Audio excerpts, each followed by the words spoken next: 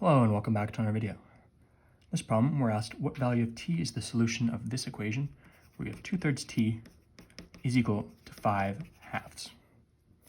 So I think the easiest way to do this is if you have a fraction times something that's not in the fraction, you can move that thing up into the numerator. So 2/3 t is equal to 2t over 3, right? And now we have these two simple fractions that are equal to each other, so we can cross multiply.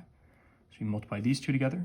So we have 2 times 2t is equal to, these two multiplied together, is equal to 3 times 5. 2 times 2 is 4.